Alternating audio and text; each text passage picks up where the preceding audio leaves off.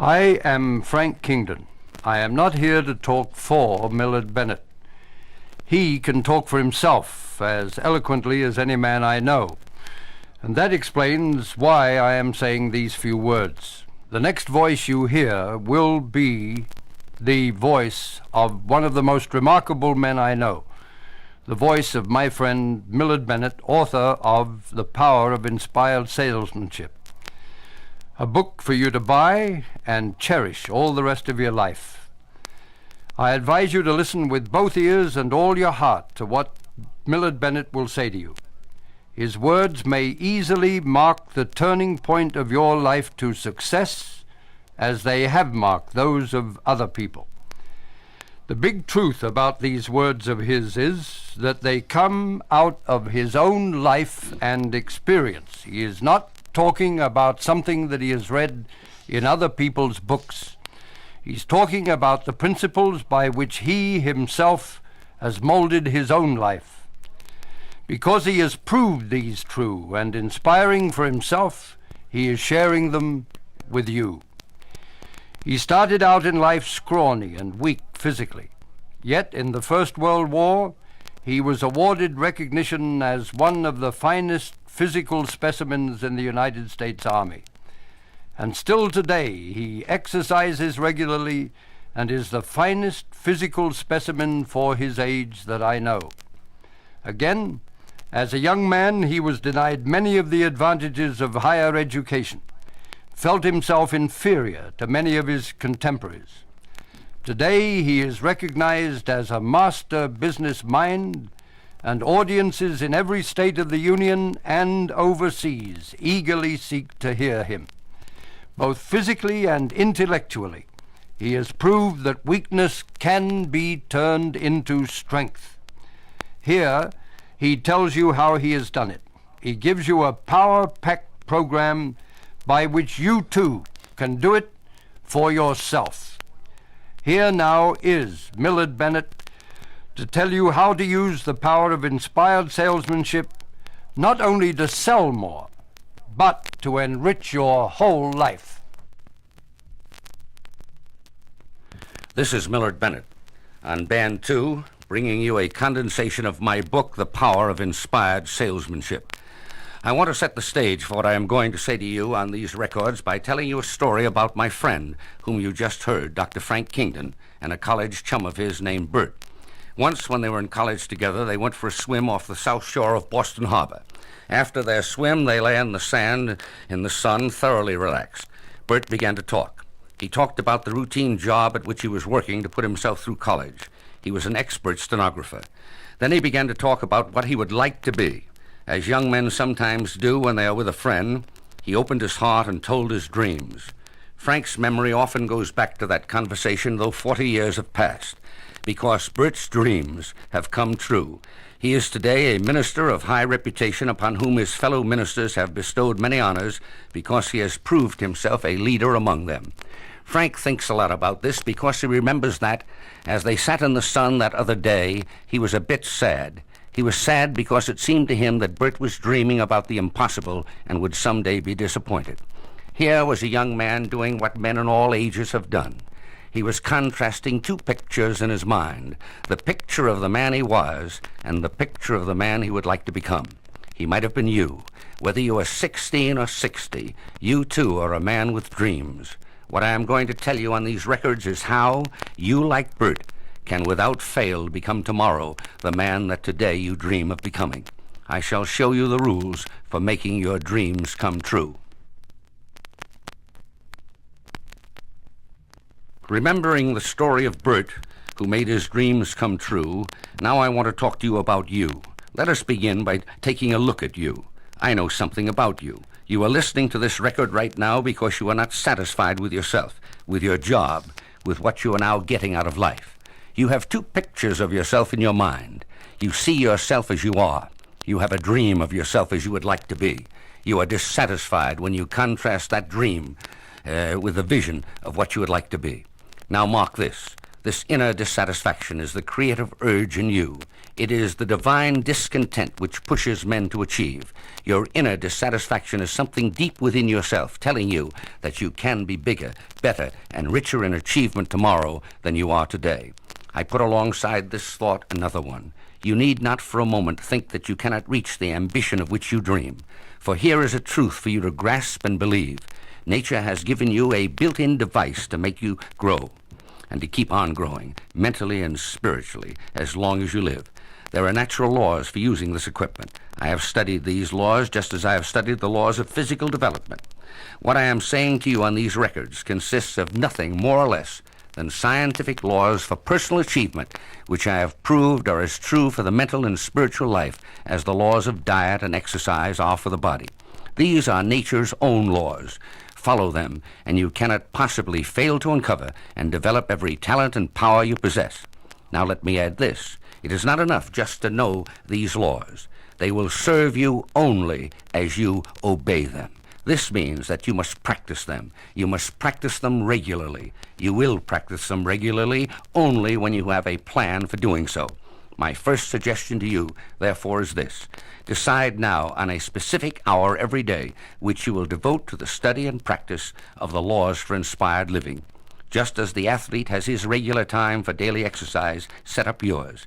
It is the man who sets for himself a definite goal and makes regular progress toward it by planning his course and sticking to it day after day without fail who finally gets where he wants to go. I call my first chapter on how to develop your personal powers by this title, What You Dare to Dream, Dare to Do. I put this first because, and mark this carefully, I have learned through contacts with literally thousands that most people stumble through life without making their dreams come true because they underestimate themselves. They start out by saying, I can't, and they stop right there. I tell you without any hesitation that by studying and practicing the laws I bring to you, you can become greater than you are, and, what is more, greater than you now think you can ever be. This album will relate the stories of men like Churchill and Edison, who started out under the cloud of handicaps, and even the reputation of being not quite bright, who are now universally acclaimed as geniuses. I am convinced that most people of above average intelligence, and this includes you would not be listening to this record if you were not in this category, can achieve power and accomplishment which will lift them to the rank of genius. There is a golden thread that runs through the life of every genius, every man of unusual accomplishment. It is the golden thread of persistence. This is the first law of personal development. One quality alone can take your natural powers, sharpen them to a fine point, and aim them straight at your target. And that quality is persistence. Not just persistence in general, but your persistence, your own dogged, day-by-day moving toward your goal under your own power and your own control. Through persistence, you will develop skill. Your skill is what you get paid for, whether you are a tailor or a corporation executive. And skill is something you can acquire for yourself. It is made up of 4 parts: knowledge, experience, initiative, and ingenuity. Your knowledge is the sum of the information you have gained. Your experience is the testing and clarifying of your knowledge by trial and practice. Your initiative is your self-reliance, energy, and daring in applying your knowledge and experience to new undertakings. Your ingenuity is your ability to apply your knowledge, experience, and initiative to new situations. Your skill is all 4 of these combined into practical methods of work. You can develop your own skill by improving yourself in each of the components of skill. First, I shall give you a simple, surefire, tested, and proved formula for increasing your knowledge, the initial stage in the development of skill. All things in nature change. Nothing is this minute exactly what it was a minute ago or what it will be a minute hence. As this law of nature functions ceaselessly on plant and flower, mountain and sea, so it works constantly on each one of us, including you. Within this law of change works the law of life and death. You and I and every other living person at this very moment are either growing into a fuller life or we are declining towards death. We are either going forward or backward. We never stand still. There is no such fact in experience as maintaining the status quo. The human mind, every mind, yours and mine, is constantly doing one of two things, learning or forgetting. If we neglect it, it forgets. Only when we stimulate it will it learn. This is a law of the human mind as inescapable as change itself. The capacity of the mind to forget is tremendous. Think of your own school years. During your school days, you were filling your mind with information all the time and in great quantities. When your school days ended, you stopped learning at the same fast rate, but your mind went right on forgetting. Think of all the things you once knew which you have now forgotten. The mind is like a tank with a slow leak. Unless liquid is added to it as fast as it is leaking out, the tank will eventually be drained, empty, as surely as that. Unless we add to our store of knowledge every day, we shall every day become more and more mentally ineffective. Or we might liken the mind to a fighter. Unless he keeps in regular training, he loses his edge. True, you may agree, but how is it possible for me, with a full day's work to do, to keep myself mentally alive and growing? On the next band, I'm going to tell you a story, a true story, that I told to a salesman one day. It changed his life, and if you believe it, and put its recommendations into practice, it could turn out to be the greatest idea for improving your own life that you have ever encountered. I have proved it in scores of cases. You can prove it for yourself. If you adopt the simple formula I shall give you, I will introduce it on the next band with a true story of a salesman whose life it changed. One day I was sitting at the counter of a drugstore in Radio City when I was joined by one of the salesmen of the company of which I was vice president and general manager at the time. We had just finished a sales meeting of our Eastern Division, so I was familiar with the fact that this man's record showed that he did very well with small buyers, but wasn't as successful with the big ones. I probed into this a bit, and soon he was telling me that he had had very little schooling and that he felt a lack of confidence in himself when he called on big shots. Suppose it were possible, I asked him, for you to spend 30 minutes a day for the next 12 months with the greatest thinkers of all the world, past or present. Would that give you confidence to talk to these so-called big shots without fear? Are you kidding, he replied. Why, I'd know so much that these guys could not help but respect me. They would be asking me to lunch. I wouldn't have to be afraid of them as I am now. I have been doing just that for many, many years, I told him. He looked up puzzled and shook his head. I guess I don't understand what you're talking about, he said. So I took the time to tell him, and it went like this. There is a hard way and an easy way to do almost everything.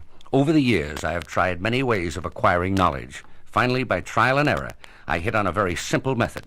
I've told a lot of other people about it, and they have reported results from it that are so spectacular that I have given it a name. I call it the 30-10 Power Formula.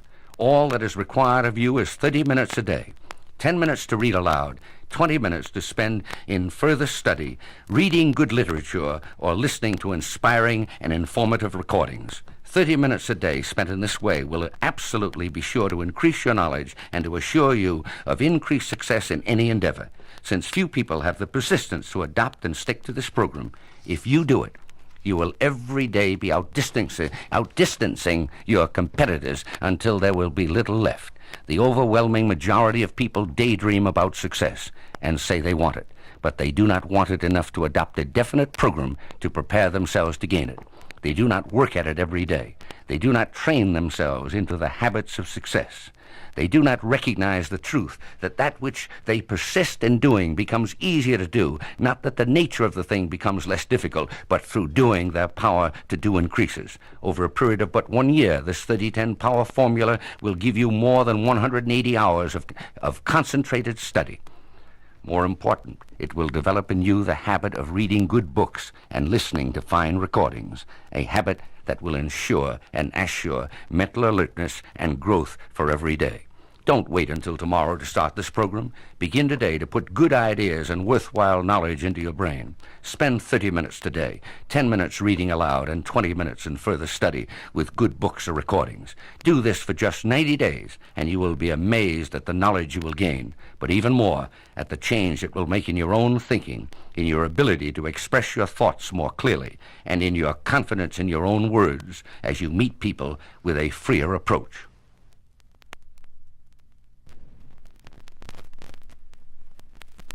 When I speak of knowledge, I mean more than just learning a number of facts.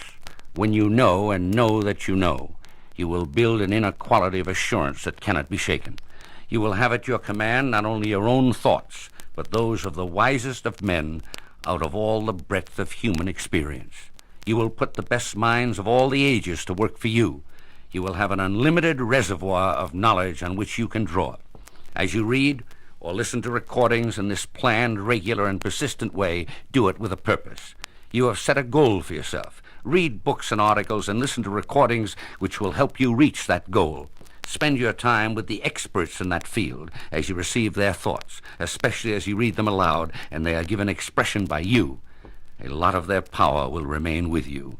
You will get the accent of greatness into your own thinking. One big lesson out of my athletic career stands by me to this day. I learned that if you want to be good at anything, from sticking a left jab into your opponent's face to hitting a ping-pong ball to killing a handball in the left-hand corner of the front wall, you've got to practice regularly. And this applies to you whether you are now an outstanding expert or just a beginner. When Paderewski was known as the greatest pianist of his time, he told a reporter, "If I miss practicing for one day, I know it. If I miss a week, the critics know it. If I miss a month, the public knows it." I, myself, practice the 30-10 power formula every single day. I do it because I know that I can never make up for one day lost. I also know that it is my insurance for the future. Begin this practice today. Keep it up every day. Don't miss a day. You will get the habit of increasing your knowledge, which is the first of the habits of success. Habit. I wish I knew how to emphasize that word so as to give you a full sense of its power. It is the molder of human life. It is by the practice of good habits that you replace awkwardness with skill, that you substitute confident action for hesitation. Think of how unsure you were when you began driving a car. You were all on edge if you saw somebody crossing the street a block in front of you. You worried about every other car on the road. A big truck looked like a mountain ready to fall on you. Now, after years of driving, you talk freely as you drive. You miss another car by an inch, pass a truck without blinking an eye, and miss a pedestrian by a hair. What was once difficult has now become easy because by regular practice you have developed the habits which constitute skill. This is an example of what a habit can do for you. You have not said, "I'm going to develop the habit." You have just driven regularly and the habit has come. Truly, habit is like a cable, and you weave a strand a day until it becomes almost unbreakable. Good habits carry you to success, and bad habits inevitably ruin you. It's as simple as that. Practice the 30-10 power formula every day. Learning will become a habit. You will develop a mind alert for every demand that you put upon it. The 30-10 power formula will not only increase your knowledge and keep your mind alert, but, in addition, it will make you more and more skillful in the use of words. It will greatly increase the number of the words you know and use. I have a friend who is one of the most successful direct mail salesmen in the United States and Canada. But he has always been somewhat shy about meeting college-trained people.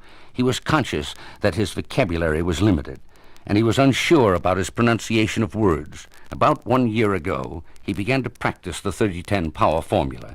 Just the other day, he said to me, "I find that I'm meeting people more confidently. I'm not as shy as I used to be, because I know I am speaking better."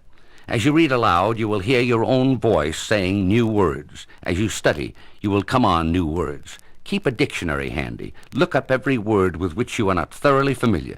If you run across a new word outside your home or office where you haven't a dictionary, write it down and then look it up the first chance you get. Words are your tools, and your tool chest is your dictionary.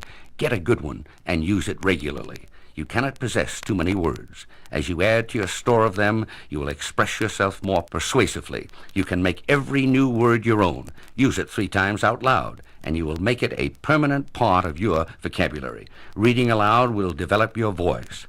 A good voice is an invaluable asset. It is the instrument upon which you play the symphony of your life. The power to persuade other people to do what you want them to do is not a gift handed to you on a silver platter. It is a power that is earned. It grows year by year in those who pay the price for it. A great part of this power lies in the knowledge and use of words. Know them. Make a point of knowing their emotional power. Develop the habit of using the right word in the right place. This will mean clearer thinking, greater self-confidence, more persuasive utterance. Love words. Hoard them. Enjoy them. You will meet people confidently when you know you speak well. With mastery over words, you will have a greater opportunity of winning the minds and hearts of those whose goodwill can be an asset to you. The simplest law of life, and also the most easily understood, comes right out of the soil. It is this quotation from the Bible: "Whatsoever a man soweth, that shall he also reap." That is one law which no parliament or court will ever be able to repeal. The man who is to reap success must sow success. He makes a success of what he is doing right now, today. He concentrates on how he can do a better job, not on how he can get away with doing less. You may have 100 excuses for not succeeding, but you do not have one reason. Don't excuse yourself by saying that you have not had the breaks. You make your own breaks. What we like to call luck is only preparation meeting opportunity. Luck comes to the man who has prepared himself for it. There is a profound difference between the man who dreams and the one who merely daydreams. This difference is the will to achieve. The daydreamer has his vision and does nothing about it. The dreamer, who turns his dream into reality, is the one who says, "How do I get started?" He turns his face to his goal. He takes the first step. He goes forward step by step, day after day.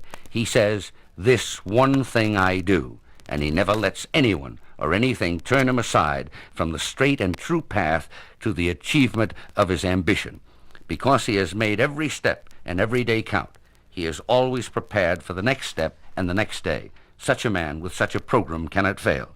Charles Kettering, the engineering genius of General Motors, once said, and I could not agree with him more, "We have come to fear failure too much. It is the practice essential to success." Preparation of yourself for your opportunities is your assurance that someday your break will come.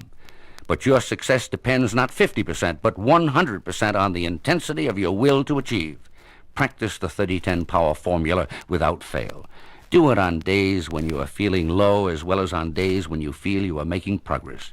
As the days pile up, you will be conscious of powers aroused and active in you, which will make you just as much the master of your own life and work as a master violinist is master of his instrument. Like him, you will know that you can achieve the accomplishments on which you have set your heart. Up to now, I have been talking about the first golden thread which leads to personal power, financial success, and better living: persistence. Now I come to the second golden thread: personality. This is the second law of personal success. What do I mean by personality? Put in a few words, what I mean is that in a man which enables him to impress other people favorably. Personality grows out of action. You are what you do. We are made for action. Our muscles develop through action. Our minds grow through action. Action is what develops and maintains the sound mind in the sound body. Your job is to follow that course of action which will develop your personality to make a success of your life. You are you. Be proud of being you. Work for and increase every day your liking and esteem for the one person with whom you will have to live and work all the days of your life, yourself. But remember this: you will never like yourself unless you know that others like you. Your self-esteem needs the esteem of others to support it. The interchange of self-esteem and the esteem of others grows out of a fundamental principle of great personal living. It is this: the more you like other people, the more you will fulfill yourself. And the more other people like you, the more you will have confidence in yourself. Let me put this in 4 sentences. People like to be appreciated. People like to be considered important. The more you like people and think them important, the more they will like and esteem you. The more other people esteem you, the more you will believe in yourself. I can give you no more valuable advice than this. Take the initiative in creating a friendly attitude between yourself and everybody you meet. This is the fundamental law for developing your own personality. Act always as a friend, and you will acquire friends. On Band 7, I gave you the first positive rule for creating a winning personality. Now let me give you the corresponding negative rule. Never indulge in worry or self-pity. Worry and self-pity are an unholy pair which tear down personality. You may have certain limitations. All of us have. But they do not need to stop you. The famous psychologist Alfred Adler says, "The power of human beings to turn a minus into a plus is among the finest and noblest of all human characteristics." What this means is that you accept your limitations, whatever they are, but you accept them as beginnings, not endings. They are not boundaries beyond which you cannot go. They are your starting points for progress. You act to overcome them. As you overcome them, they actually turn into your greatest strengths. The greatest handicap Winston Churchill had to face in his ambition to become a statesman was his speech handicap. He lisped. He knew he had to overcome it. He acted. He turned his biggest liability into his greatest asset and became the first orator of his generation. Don't pity yourself because you have some weakness. Attack it. Accept it as a challenge. Act to overcome your weakness, and it will become your strength. Just as you put self-pity to flight by taking action, so you defeat worry by confidence. What is worry? Worry is pain suffered for something which has not happened, and, in the majority of cases, will never happen. Worry paralyzes your use of knowledge, neutralizes experience, strangles initiative, and stifles ingenuity. Worry destroys skill. You can overcome worry by these steps. First, assert your control over your own mind. Second, face your problem at its very worst. Look it right in the eye. Third, analyze the situation with a positive attitude, asking, what can I do to make the best of it? Fourth, act. Do something about it. There is nothing like action to put negative thoughts to flight. As you act, your mind will automatically turn to thoughts of success. Your program of action will cast out worry and replace it with a sense of accomplishment. Do not be frightened by your own fears. Turn your fear into faith. Every obstacle you will ever meet, inside or outside yourself, is a call to you to set your creative faculties in motion. No hurdle can ever stop you unless you refuse to jump. Whenever you feel self-pity or face fear and worry, do something that will move you forward. Action puts fear to flight and builds self-confidence. Now let us get back to the positive. A winning personality is the result of the art and practice of affirmative living. It is the achievement of the man who says yes to life. That is what we call positive thinking. A positive mental attitude stimulates the mind, awakens dormant powers, and mobilizes all our resources to cope with whatever we have to meet. Only positive thinking can enable you to control the two important people in any transaction, yourself and the other fellow. There are 4 books which have influenced more human beings over a longer period than any others in all human history: the Bible, the Quran, the sayings of Buddha, and the writings of Confucius. They have succeeded in getting men to think and act. How? Let us consider the Bible. First, it offers us something we dreadfully want and definitely need. Second, it talks to us about ourselves, our problems, our desires, our needs. Third, it speaks to us in simple language we can easily understand. Fourth, it tells and retells the great story of the unending quest of the human spirit over and over again in many ways. Fifth, it affirms, it never argues. Here are the 5 characteristics of positive thinking. You can apply them to yourself and to your dealings with everybody you meet. As you do, you will speak with confidence but without arrogance. Your own positive attitude will call forth a positive attitude from the people you meet and do business with. Your positive attitude will itself bring forth accomplishment. You will uncover your own hidden resources of mind and heart. You will say, I can, where others fall beside the road because they say, I cannot. You will have the will to win. You can be what you decide to be. Think success, and you will attract success. Let me give you 3 simple but basic personality secrets. 1, don't let your competitor get under your skin. Envy or bitterness will poison your own thinking and alienate those who find you envious or bitter. 2, courtesy sweetens all human relations. Courtesy is the tribute your own dignity pays to the dignity of the other fellow. Courtesy makes and keeps friends. 3, get under the other fellow's skin. You will have a personality which wins results, when the key to your personality is that it unlocks the hearts of those who know you best. I come now to a point which has meant everything in the world to me, but which I feel is sometimes overlooked or underemphasized in our usual approach to developing a strong and winning personality. I cannot put this too emphatically. Out of my own experience, I say to you, The one indispensable prerequisite of power-packed living is a healthy body. You know this, but what are you doing about it? Your body is the house which nature has given you. You have to live in it every minute of your existence. How much do you know about it? How much care and attention do you give to it, to keeping it up at its best? First of all, get hold of the fact that what you eat today is what you are made of tomorrow. There is no excuse for any of us to put into our bodies that which does not fully meet their demands for healthy nourishment. Farmers feed livestock scientifically. Why should you not do for yourself what the farmer does for his livestock by eating wisely and well? Few people eat scientifically. You can give yourself a tremendous advantage over your fellows if you do.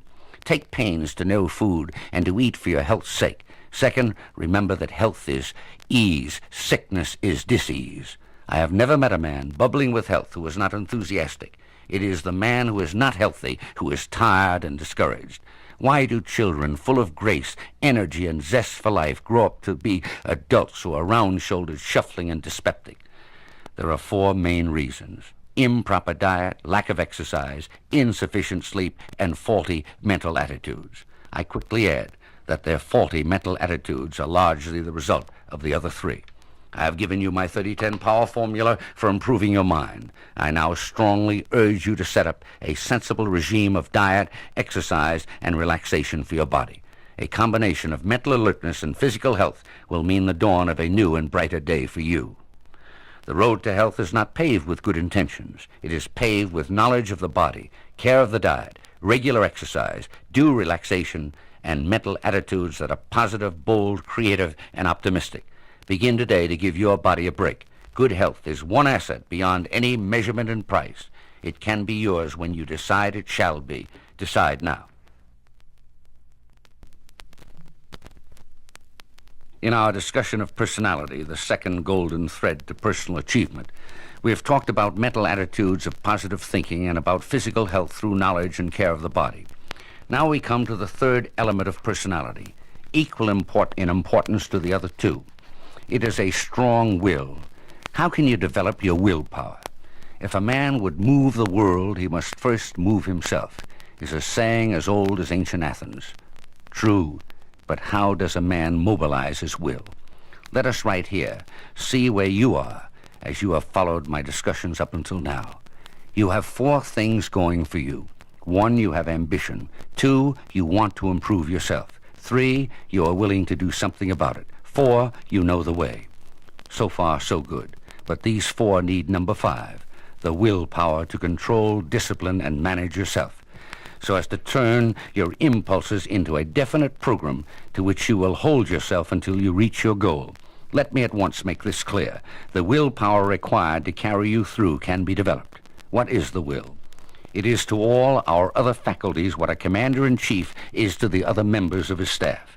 When we have consulted all of our senses and weighed all considerations in our minds, there comes the moment when we have to decide. It is the will which says, this is the decision. It gathers together the whole man and sets him into activity. The will is the man is the will. The will is the whole man in action. This brings us to an important point. You cannot look anywhere except inside yourself for the will to shape your life the way you want it to be. Nobody outside can do it for you. It is your will, and your will alone, which can make you. This leads me to a definition. A man of will is a whole man concentrated on one achievement. You can develop such willpower by 3 stages: self-control, self-direction, and self-fulfillment. Self-control has 2 aspects: control of your thoughts, control of your temperament. I begin with control of your thoughts, because the deepest level at which you confront yourself is in your mind. You can control your thoughts because there is one tremendous psychological fact which comes to your help. Your conscious mind can think only one thought at a time. Write that down and think it over. It is the master key to thought control. You can stand sentinel at the gate of your mind. Here are the 7 steps. 1, settle down to one piece of work, one project. 2, clear your mind of thoughts which do not apply to this one project. 3, concentrate on positive thoughts which constructively fit into this project.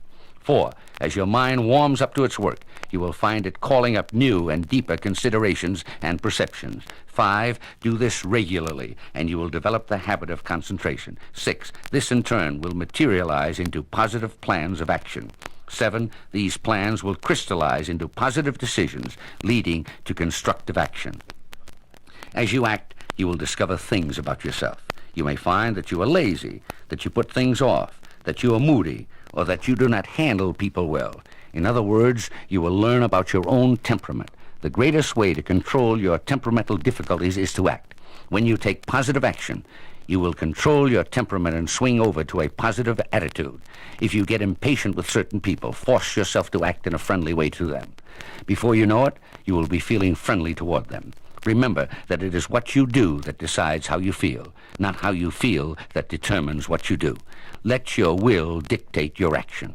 Thus you will master temperament. Self-control is the first step, but it is not enough all by itself. It needs to be channeled into self-direction. Self-direction has two aspects: concentration on one goal and persistent progress toward that goal.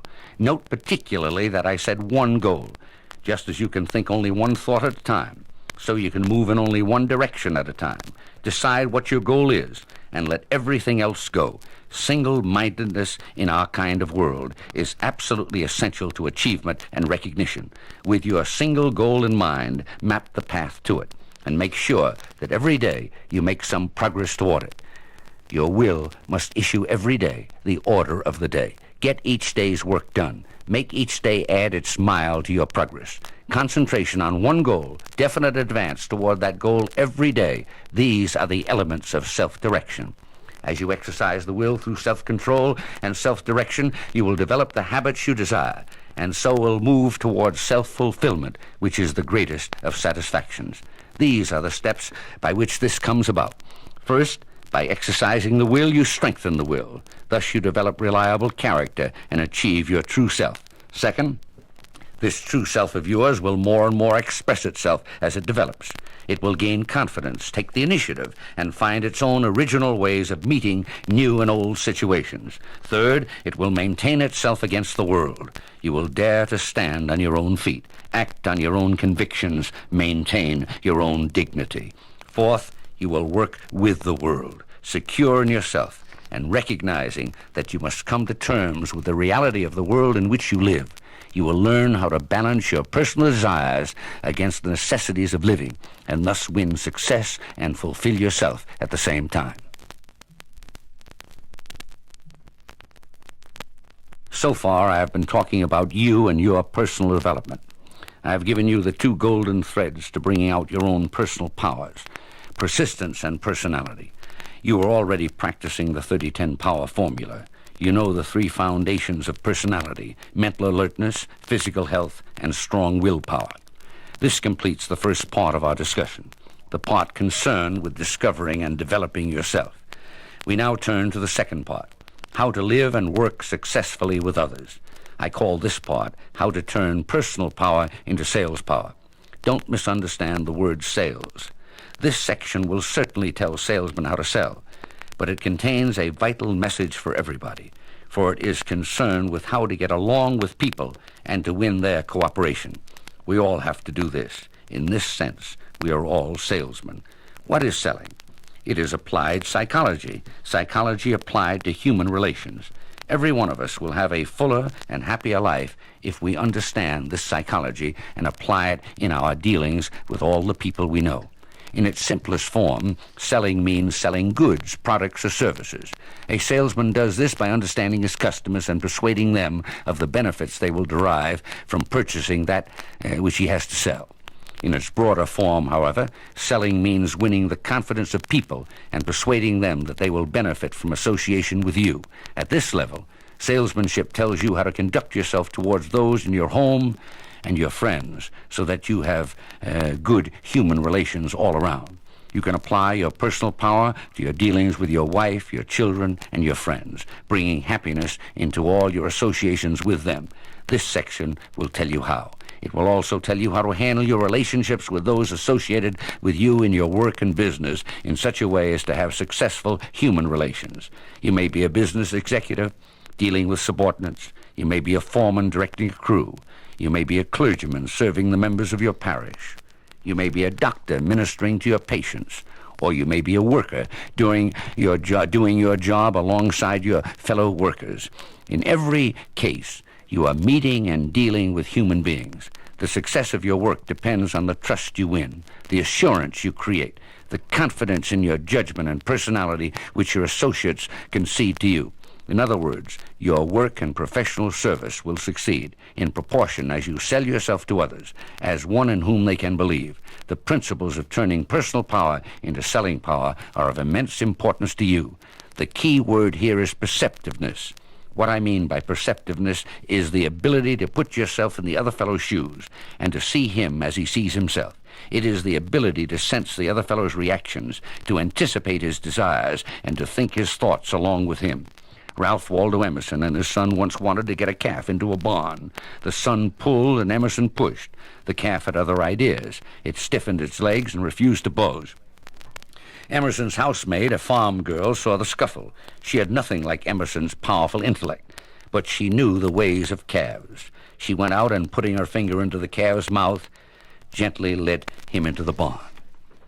This kind of calf sense is people sense, too. We get them to go along with us when we perceive their desires and meet their impulses. You can develop this kind of perceptiveness. I shall show you how to do so. I am going to give you 6 questions to ask in any situation.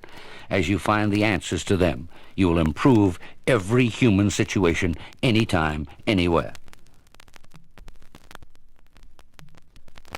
The Indians used to have a saying, "You are my friend when you walk in my moccasins."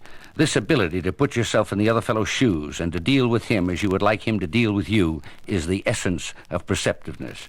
This is the key which will bring you success in dealing with other people. With it, you will win their cooperation and make them happy that they are dealing with you. There is no magic about how you do this. You do it by answering 6 questions, which are in the mind of every person to whom you are trying to sell an idea, a product, or yourself. They will not be in his mind in these words, but here are the 6 questions that you must answer. How can I profit? Why can I profit? Where can I profit? Who says I profit? What can I profit? When can I profit? Note these questions. Make them a part of your thinking about every human contact you have. In each question are 2 words, I and profit. These are the 2 words that are always in the mind of every person with whom you deal. You lead other people in the way you want them to go when you show them that this is the way by which they will benefit themselves and achieve their own desires. When you learn how to answer these 6 simple questions in terms of the other person's interest, you will have a powerful leverage upon his thinking. Furthermore, they will eliminate objections and resistances as you gain skill in their use. I am now going to ask you to work with me. So, get a pencil and paper ready. Within the subconscious of every human being, there is what we might term a profit nerve. Once you learn how to hit this nerve, the person to whom you are talking will react favorably to your ideas and suggestions. The powers of his subconscious motivation go to work for you. Fundamentally, there are only 2 reasons why anybody will do anything. 1, to gain a benefit. 2, to avoid a loss. Right now, write down the name of a person to whom you would like to sell your product, your idea, or yourself. Under the name you have written, now write, how can I profit? Draw a line perpendicularly down the middle of the paper. Head the left-hand side with the words benefits to gain and the right-hand side losses to avoid. Under these headings, in 1, 2, 3 order, list specific benefits your prospect will obtain or losses he will avoid by thinking and acting favorably to your ideas and suggestions. Now turn these specific listings into clear, concise, and convincing sentences, making each sentence an answer to the question, how can I profit? These are your power sentences. They will mean sales for you and more money, more prestige, more personal power. Do the same with losses to avoid. Often it is important to stress the losses to be avoided. I have never yet met a man who was not deeply and emotionally opposed to losing money or anything else of value. Show him how to avoid a loss, and you need have no worries about getting and holding his attention. In talking about losses, there are 4 power-packed words: protect, defend, safeguard, and keep. Use them when possible in your presentation. Whenever you sit down opposite a person to whom you are trying to sell an idea, a service, or a product, see written clearly on his forehead the question, how can I profit? Answer that question in every sentence you speak in terms of benefits to be gained or losses to be avoided. In practically every attempt to make a sale of any kind, you will run into excuses or reasons which your prospect will give you for not buying. There are 5 easy-to-apply rules which overcome resistance and at the same time help you gain respect and admiration for your tact and skill. They are: 1. Treat every objection with respect, no matter how trivial it may seem to you. This will show the prospect that you respect his opinion. 2. Keep cool, calm, and pleasant. If you lose your head, you lose control of the interview, and you lose the sale. 3. Avoid arguments. Use the recognized but method. Say something like this: there is a lot in what you say, but I recognize the truth in your point of view, but, in other words, always agree before you disagree. 4. Make your answers brief and to the point. A common fault among many salesmen is the tendency to string out their answers to a prospect's objections, instead of making them brief and to the point. A lengthy answer is liable to magnify, in the mind of the prospect, the importance of his objection. Bring out a sales point in your answer. After you have covered an objection, swing right into your sales presentation without hesitation and waiting for the prospect to think of another objection. Here's how a camera salesman did it. The prospect said, I like this camera, but there's no use buying it now. These winter days are too dark to get any good pictures. The camera salesman replied, it doesn't look too good with the dark days we've been having for the past week, does it? But now I'll probably give you a surprise, sir.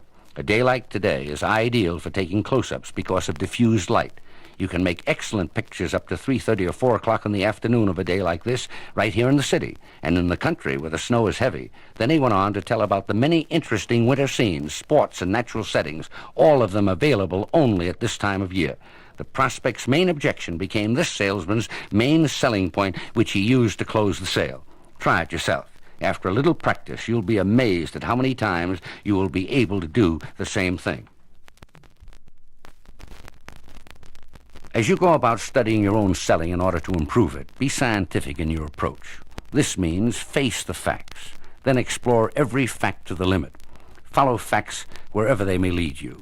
They may show you where you have been in error. Never try to correct the facts. Correct yourself. Don't rationalize. That is, don't satisfy yourself with finding excuses for your weaknesses or failures. You hate to admit you're at fault. So do I. I have worked with many salesmen over the years, and I have yet to hear one say, well, I muffed that one all by myself. And I have yet to hear myself say that too. We all look for and are ready to accept an excuse which flatters our vanity, rather than to face up to the real reason. But this helps nothing. Instead of excusing each failure, analyze it. Learn from your own experience in the same way a scientist learns from his experiments in his laboratory.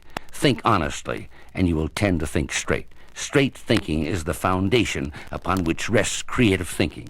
Out of creative thinking will come initiative. You will dare to change. You will dare to improve. You will leave the crowded valleys of mediocrity and climb the heights of achievement. You will make tomorrow more productive than today because you will learn from today how to make it better. As you take the initiative with yourself, you will develop ingenuity in dealing with all kinds of situations. Through developing ingenuity, you will become a creative salesman. Creativity is a quality of mind that grows with practice. Through practice, you can create sentences that sell. Through study and practice, you will learn the words that move men to favorable action. You will discover the right combinations of words that cause them to respond. You will build up your own treasury of sentences, sentences verified in your own experience as the ones which best get your ideas across and persuade people to act with you. You will create visual presentations that win the consent of those to whom you appeal. Only a parrot says the same thing over and over again, just because it is said it once. A creative salesman edits and revises what he says until he has a presentation tested in experience and proved by results. And remember this, you never will reach perfection. You can always improve that which you are working on. By following the ideas and suggestions outlined in these records, you will create for yourself your own methods that sell. Your own personality will get into your selling. You will find what is for you the procedure which gets the most favorable responses in the maximum number of cases. You will create your own selling plan for your own maximum profit. I want now to bring you back to the 6 fundamental questions which are in the mind of every person to whom you may try to sell your ideas, your product, yourself. They are the means to persuade anybody to do what you want them to do. Persuasion consists in getting the consent of another man's will to the action you wish of him. The way to his will is his desire. The way to win his consent is to take him at his own evaluation and to organize your persuasion around his ambitions, not your own. The power to persuade is a great one and can win for you almost anything in the world. As you know, and I have said, the first question your prospect is asking is, how can I profit? Like you and me, he has 6 primary desires, 6 things he definitely wants to get out of any purchase or action. 1, he wants health. 2, he wants better relations with his fellows. 3, he wants prestige, a sense of personal importance. 4, he wants to make money and assure himself economic security. 5, he wants to work less and have more chance for pleasure. 6, he wants freedom from fear and worry. When you try to persuade him, aim your appeal to these desires. Emphasize the desire which you believe is strongest in him as an individual. This means selling your idea, service, or product in terms of what it will do for that particular prospect. You do not sell him just a house, but you sell him the comfort of his family and the standing in the community such a house will bring him. You do not sell an insurance policy. You sell the peace of mind such a policy will bring him and the security it holds for his loved ones. You sell your idea, service, or product in terms of what it will do for him, in terms of satisfying one or more of the fundamental desires which dominate his life. Before you can do this, you must know something about him, so that you will know how to make your approach to his needs and desires. If you're selling air conditioners, you wouldn't talk the same benefits to a grocer as you would to a homeowner. You would first qualify him. After you tell your prospect how he can profit, he still may not buy. He sets up obstacles. He offers objections. He is asking, why can I profit? Your answer to this is a plan of action for him. You come to him not merely with the item you want him to buy, but also with a plan by which he can so handle this item that it will bring him profit. This means that you come to each prospect with a presentation of your product which centers in its unique value for him. It is his situation which dictates just how the product shall be presented to him. You come to him prepared to show him how he can use it to advance his own interests. It is this plan which answers for him the question, why can I profit? By outlining the advantages to be gained and the harms to be avoided. This was done by an appliance salesman in New England. A large, old-fashioned, long-established department store handled his appliances. He wanted them to buy more, but they couldn't buy more unless they could sell more. They had a problem. The young people who bought the great majority of appliances did not frequent this store, even though it long had been a favorite of their grandparents and their fathers and mothers. This problem pointed up a need, modernization. The salesman realized this and sold the head of the store a plan for a modern showroom. Result, the sales of appliances by that dealer increased almost fourfold, with a corresponding increase in the size of the orders they were able and happy to give to the salesman who brought them the worthwhile idea. We come now to the third perceptive question. This is where we talk about quality. It is the third step in a sale. It is not the motivating factor. Many a prospect will admit that what you are selling is tops in quality, but as long as he is satisfied with what he has, he will not buy what you are selling. Though you have told him how he may profit and why he can profit, he still isn't sold. So you must take the next step and answer this third question, where can I profit? You answer this question in 2 ways, with proof of the quality of what you are selling or by pointing out the defects of what he is now using. For example, to use an appliance salesman again, he was calling on a woman to sell her an electric range. He began his third step by saying, "Did it ever occur to you, Mrs. Wilson, that by still using this old electric range, you are spending twice as much time in the kitchen as you need to spend? With this new range, you can do your cooking and your shopping at the same time. These controls actually watch your cooking for you. without you worrying and checking all the time. You will be able to relax as you save much valuable time for other things. Stress the quality characteristic of your material, your product, your service, or your idea. But always keep in mind that quality of anything has value for your prospect only as it satisfies some specific need of that particular prospect. You are not selling quality in general, but that quality in your product which will be of particular value to him. Always explain quality in terms of a benefit and a need, which, after you point out to him, he will recognize. You will be sure to carry your prospect along the path leading to a sale if you show him where the quality of your product will benefit him directly or will correct defects rising out of his current buying or use. This procedure answers the question, where can I profit? The prospect now has proof of quality, but he may still hesitate to buy. Therefore, you take the fourth step in your presentation by answering the question now in his mind, who says I profit? Your answer to this question gives the prospect confidence.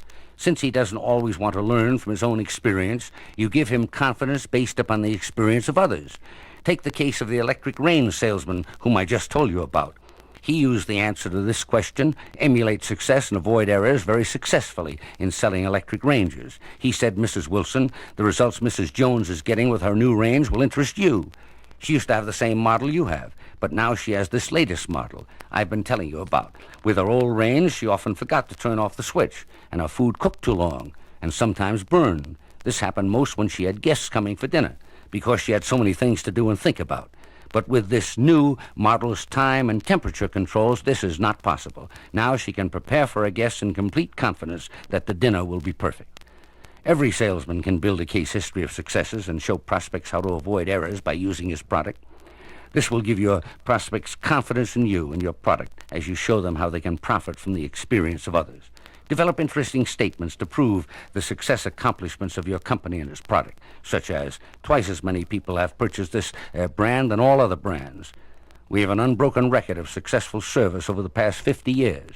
Your good friend, Mr. George Brown, purchased this item last year, and his recommendation has sold many of his friends. Why don't you telephone him? I'll step out while you're doing it.